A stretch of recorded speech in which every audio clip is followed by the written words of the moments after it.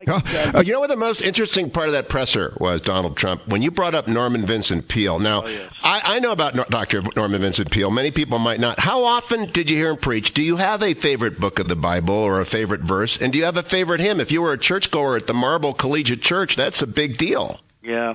Well, I was, and I just loved Norman Vincent Peale. You know, he would talk, and we go to church, and you go to church, and as good as we are, sometimes you can leave church and you're not so upset. I used to love his sermons. I used to love he would speak, and he'd bring things from the Bible. He would bring them into modern-day territory. I remember he was talking about Alfred Sloan, who had tremendous difficulties as a young man. He founded General Motors, and he would talk about Alfred Sloan, who was a friend of his, a great friend of his. He had great friendships with very substantial people, and he'd talk about them. And Alfred Sloan had an alcohol problem, and he had lots of difficulties, and he got rid of these difficulties, and he'd bring it into sort of a modern-day feeling, meaning, bring it updated. And he was one of the best speakers I've ever seen. And you would literally leave church and you would say, I could listen to another 3 sermons. I was there when he made his last sermon, and it was very sad because he became, he was very old, and he was almost unable to finish the sermon. He was clutching, the podium, and he was reading and he was clutching, and he said, I can't go on any further. I was there in that room. The amazing thing about Norman Vincent Peale, when some churches were empty, his church always had overfill areas. Maybe did he leave you? That I always have overfill areas, right?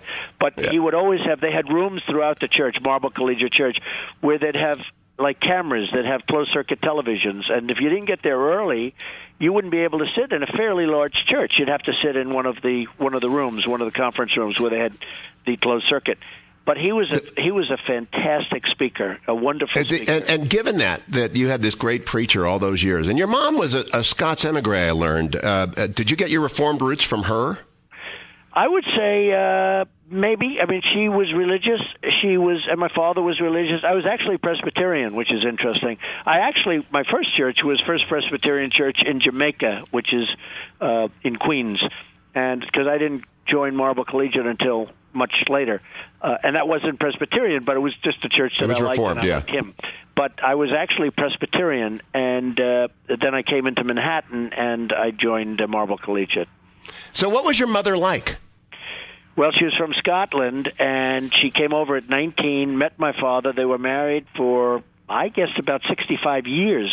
They had a great marriage. She was a terrific woman. She was a very beautiful woman. They tell me, as a young man, they said she was like a real beauty, a great beauty. And my father was a builder in Brooklyn and Queens. He would, build houses, and they met, and she never went back to Scotland. Now, she'd go back to Scotland every year. She loved Scotland, but she never officially went back because she married my father, and they had 5 children.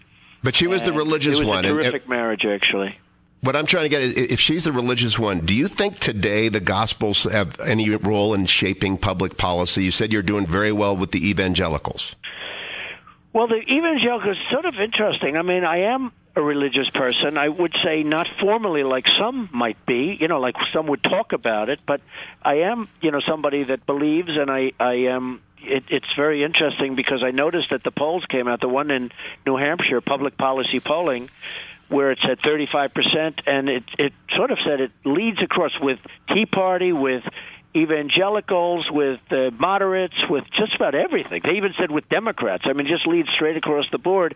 And I think a lot of people were surprised. They thought it would be very conservative, and which I lead big in the very conservative, but I lead straight across. And one of the things that made me very happy was that I actually lead, and you've seen this even in Iowa, where I lead with evangelicals. And I was so happy to see that, because do you think they expect really you to? But I don't think people see that as me.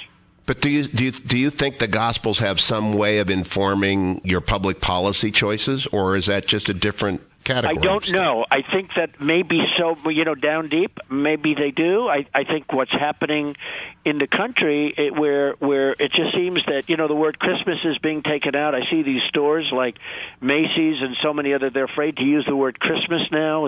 Maybe they can't use it legally. What's going on is outrageous, and I would I will do things about it. You're going to have to go through court systems. That's the problem.